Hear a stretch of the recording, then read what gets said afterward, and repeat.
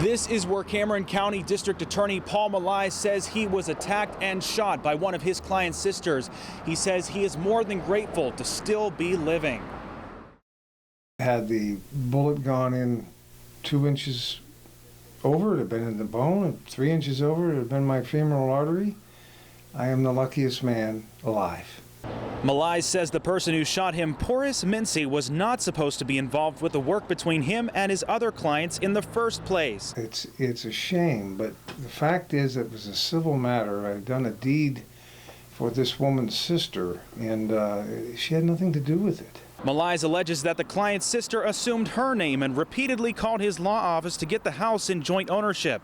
Because this new motion was not a part of the original deed, Malai says this created a $300 bill, which Mincy was not happy to see. He says he has run into a few irate clients over the years, but nothing close to this. This just is really unheard of, so uncharacteristic, and as I indicated, this particular individual was from New York City. So things are different there, and people are more demanding there, and as a consequence, the demands were made to do all this work for nothing. The district attorney showed me how he says it happened. He says Mincy came into the office verbally assaulting him. Malai says he then left the office for a moment, re-entering to see his workplace a mess. At that point, I asked her to leave, and at that point, she punched me in the nose. Malai says they ended up going into the hallway where he tried restraining her. Apparently he pulled his handgun out and stuck it on my leg, and I heard a boom, but I didn't know any of this happened, and I didn't feel it at all. He says he saw Mincy then pull a handgun up towards their heads, and that's when he pushed her away, running into his office, locking the door, ready to defend himself. He says she left shortly after and fled to the address of the home she was trying to add her name to. After the ordeal, Malai also says he has received hundreds of calls, messages, and other forms of concern from family and friends. The outpouring of, shall I say, concern, worry, prayers, it's humbling, and very, very thankful for everybody who expressed their concern and who asked me how I was doing and worried about me and so forth, said a prayer. Malai says the calls of concern are so frequent that he has had little to no time to work. All I can say is it just could have been so much worse. That simple. Malai says the Attorney General's office is currently handling the case, and Mincy is currently being held at the Cameron County Prison with denied bail. In Cameron County, I'm Stoker Wieczorek.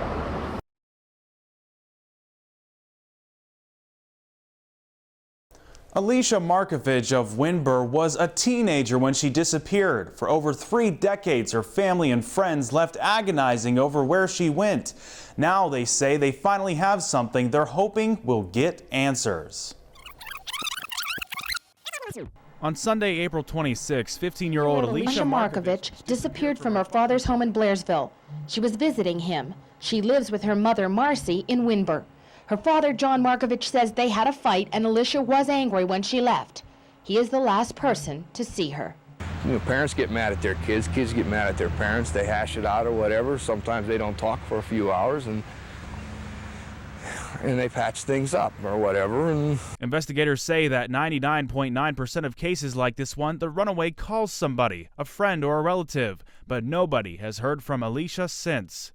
This is Alicia's mother, Marcy Vitko, in 1987. And just hope and pray to God that she comes home safe. And this is her now. For 36 years, nothing besides a fraudulent letter. But why? A trooper that had this originally, Sokol, he was retiring, so he really didn't do a lot when Alicia went missing. Because of the case being transferred between investigator John Sokol and others, Vitko says she thinks the move may have hurt the case. She says she believes someone hurt her daughter. I think there was foul play. A 35-year remembrance was held in April of 2022. People who knew Alicia gathering at Windber Stadium. They also have social media accounts and a website about Alicia's disappearance. Now, Vitko and Alicia's good friend Elena Norton say they have received something big that they hope will bring Alicia home. One of our other members reached out to Crime Stoppers and gave them this story, and Crime Stoppers has now donated a $5,000 reward for any information going forward. Norton says they hope someone will come forward with answers to where Alicia is. You just don't know what to think because, like I told you, she likes the comfort of home, you know, and we've never been apart like this. This case is now being investigated by Trooper Josiah Murdoch of Indiana County, and anybody with information is asked to contact him at the number on your screen. That's 724-357-1978. I'm Stoker Wieczorek reporting.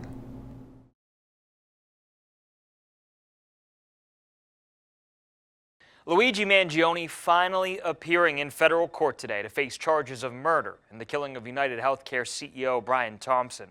This follows his extradition from Pennsylvania earlier today after appearing in Blair County Court. Stoker Wieczorek joins us live with what all happened today. Stoker, what exactly are officials discussing in this case?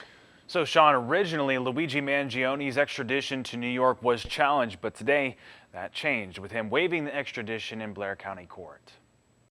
Luigi Mangione is back in the Empire State after waiving his preliminary hearing and extradition. We relinquished him to the custody of the New York City Police Department, and they'll be taking him back to New York City in a safe and secure manner. The decision made Thursday morning in Blair County Court. A pause put on court proceedings in the Keystone State for now, while the focus turns to murder charges in New York. Blair County DA Pete Weeks says Mangione's local charges will still be prosecuted. Weeks says he believes Mangione can get a fair trial if that time comes both in New York and Blair County. We intend to keep our case active, and we intend to essentially revisit the case when the defendant is available for prosecution in Blair County, and we'll assess that at the appropriate time. After originally challenging the extradition, Mangione's defense attorney Thomas Dickey says Thursday was the right time to bring the defendant back to New York. We're going to move forward with a vigorous defense of these charges, and my mood hasn't changed one bit. Take a look. Mangione was seen being escorted by law enforcement shortly after landing in New York City, where he faces state and federal charges. On New York state level, Mangione faces 1 count of murder in the first degree, 2 counts of murder in the second degree, and weapons and forgery charges. On the federal level, he faces charges of murder through use of a firearm, 2 stalking charges, and a firearms offense. New York defense attorney Karen Friedman Agnifilo is representing Mangione as the New York cases move forward. We're going to respectfully decline to make any comment at this time, but Mr. Mangione appreciates everyone's support. Thank you so much. Manhattan's district attorney says both cases will proceed in parallel. Accordingly, we charged him here in Manhattan earlier this week with murder in the first degree, among additional charges, which carry the maximum sentence of life without parole. Protesters supporting the defendant were seen throughout the day as Mangione was in Blair County Court and then transported. We're here today because we wanted to use this moment to advocate for healthcare changes. I'm hoping this creates more reform. I just want to, take this moment and push for more recognition of needed change in policy. New York City's Mayor Eric Adams condemning people for supporting the defendant. You don't use a gun, and anyone that celebrates that, it is vile, and it is sending the wrong message, and you're celebrating using violence to solve an issue. For all the developments in this case, stay with us on air and online at WJACTV.com. Live in the studio, Stoker Wieczorek, 6 News.